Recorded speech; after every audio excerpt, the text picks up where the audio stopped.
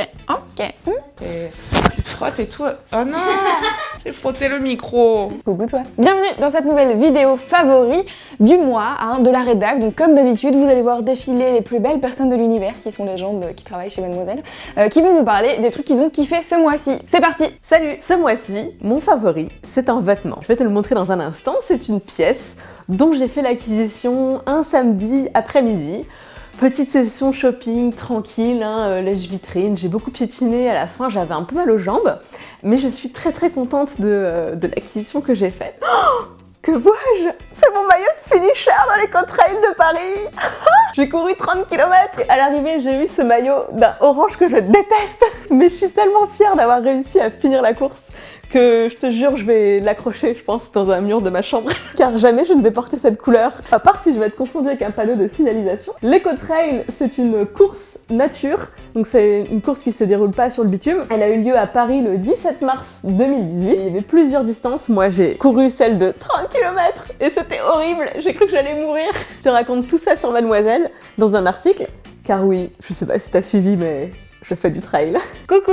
Mon favori à moi, c'est une chaîne YouTube et il s'agit de celle de Jordan Clark. C'est une youtubeuse américaine. C'est même plus qu'une youtubeuse américaine, tu vois. C'est vraiment une meuf qui t'emmène avec elle dans son univers et son truc à elle, c'est le bullet journal, le dessin, c'est le do it yourself, c'est le développement perso aussi. Si tu veux par exemple savoir comment remplir tous tes carnets, comment dessiner les fleurs sauvages, comment dessiner des montagnes, comment faire des autocollants. Si t'as envie de te remettre à écrire des lettres, elle te donne aussi plein de conseils. Qu'est-ce que tu peux mettre dans les lettres, des petits goodies à envoyer à tes correspondants, c'est vraiment cool. Elle a aussi une grande passion pour la nature, donc tu peux voir des vidéos d'elle qui se promène dans les montagnes aux États-Unis.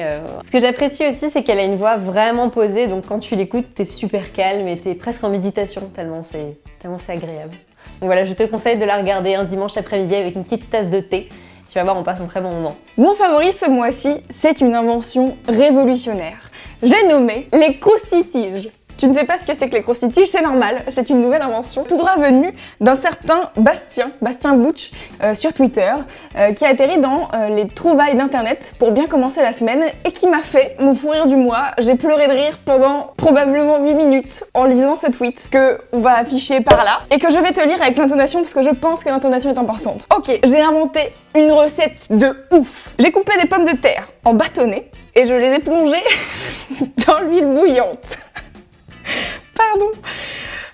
Il y a juste à mettre un peu de sel dessus et c'est trop bon. J'ai appelé ça les croustitiges. Donc ce tweet m'a énormément fait rire, vraiment je l'ai lu avec une intonation et j'étais là, waouh, le gars a inventé les croustitiges, c'est trop bien. Et mieux encore, le mec a fait une réponse en vidéo où il répondait aux haters et il faisait un tuto pour faire des croustitiges. Quel génie! Dans la vidéo, il dit ok, donc les haters qui pensent que ça s'appelle des fritesses, merci de le respecter. J'ai inventé les croustitiges. Et bref, voilà. Donc c'est mon favori du mois parce que vraiment, ça m'a fait mourir de rire. Et j'en rigole encore. Et je pense qu'on pourrait continuer à faire vivre les croustitiges. Je vous invite à utiliser ce mot au quotidien, dans votre quotidien, afin de ne pas perdre cet héritage tout nouveau, mais très important, ok, primordial. Et voilà, je pense que moi je vais broder croustitiges sur mes t-shirts et je pense qu'on pourrait même mettre des croustitiges dans la box Mademoiselle. Je sais pas ce que vous en pensez, voilà. Je fais des propositions, n'hésitez pas. Bonjour, c'est Léa Castor. Cette fois-ci, pour mon favori du mois, je voulais vous parler de mon week-end à Londres. Je suis allée, je pense, 2 ou 3 fois à Londres avant ça, et j'aimais pas cette ville. J'avais tendance à me dire que je comprenais pas vraiment l'esprit, et il me touchait très peu, et je comprenais pas forcément pourquoi beaucoup de gens autour de moi, notamment une de mes super amies qui vit là-bas depuis maintenant 3 ans, adorait cette ville. Et donc j'y suis allée, encore une fois, plus pour la voir elle que pour voir la ville. Je voulais pas payer cher, du coup j'ai pris le bus de nuit, super ambiance, pas beaucoup de sommeil, comme aujourd'hui. Je suis arrivée là-bas, il était 5h du matin. Et ensuite je me suis dit, bon bah Léa, t'es là, autant en profiter. Donc je suis sortie en fait et j'ai marché. Pas mal. Parce que ma pote était encore en train de dormir, la pauvre, il était tôt. Du coup, je me suis dit, bon, bah, je vais la laisser tranquille. Et en fait, j'ai vu Londres le matin, quand il y a personne dans les rues. Et le soleil qui se lève. C'était une super découverte parce qu'en fait, j'avais jamais vraiment marché beaucoup dans les rues de Londres. Et j'ai beaucoup aimé ce moment. Enfin voilà, j'ai pris mon temps, j'ai découvert plein de vieux bâtiments, j'ai pu voir les différentes rue, j'ai pu marcher dans plusieurs parcs et me dire oh, mais il y a des parcs partout, c'est génial. Pour continuer dans cette lancée, quand j'ai retrouvé ma pote, on s'est fait tout le long du canal jusqu'à Camden. De Camden, on est allé jusqu'à Little Venice. Du coup, ça fait pas mal de kilomètres, je vous avouerai, mais c'était surtout un moyen pour moi de voir les gens qui vivent là-bas et pas juste les lieux touristiques très connus, voilà. Et en fait, j'ai énormément apprécié ce moment et j'ai énormément apprécié Londres et ça m'a réconciliée en une journée.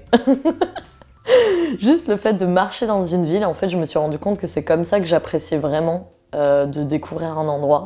En l'occurrence, Londres, c'est immense, ça fait environ 13 fois la taille de Paris. Donc c'est vraiment très très grand.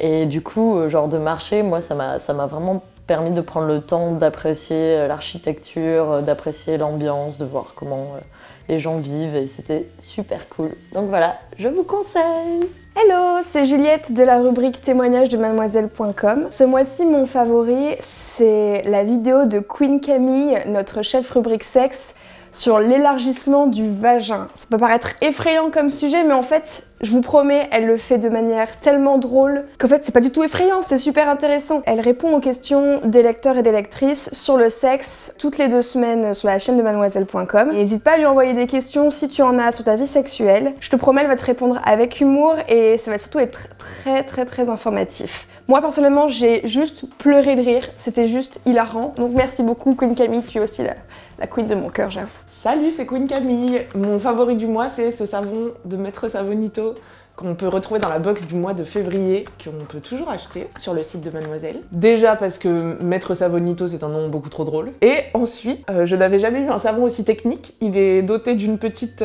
cordelette écologique qui te permet de le pendre dans la douche, c'est très pratique. Il sent extrêmement bon, donc ça on aime quand on prend une douche, c'est un peu le but. Mais moi depuis un petit moment, je me lave sans savon, donc c'est très chelou. C'est la Carologie, une chaîne sur YouTube qui m'a inspiré ceci. J'étais assez sceptique sur le fait de se laver sans savon, hein, comme toi, là. Oui, tu es sceptique. Il suffit de se frotter à l'eau et en fait vraiment la transpiration part avec l'eau et tu te sens tout frais, tout propre à la fin et j'ai fait ça pendant longtemps et je le fais encore souvent. Il y a des filles aussi qui se savonnent pas la vulve par exemple parce que c'est un endroit hyper fragile, bah voilà, c'est le même concept appliqué à l'ensemble de ton corps. Mais quand même, quand j'ai redécouvert le savon avec Maître Savonito, je me suis dit que c'était pas mal aussi de sentir un petit peu bon. Non pas que tu sentes mauvais quand tu te laves à l'eau, mais bon, ça ajoute une petite touch fleurie. Je saurais pas comment décrire cette odeur, mais elle est vraiment délice. Je vous conseille de toute façon cette box Date Yourself qui permet de passer vraiment d'agréables soirées avec soi-même, sous la douche ou non. Bonjour, c'est Kalindi. Mon favori du mois et c'est la meilleure chose que la Terre ait jamais créée. Et c'est ce parfait sac à dos. Il a pas l'air dingue a priori. Il est somme toute assez simple, c'est un sac à dos en espèce de toile comme ça. Bon quand même il est un peu original parce que c'est une fusée à couleur un peu sympa.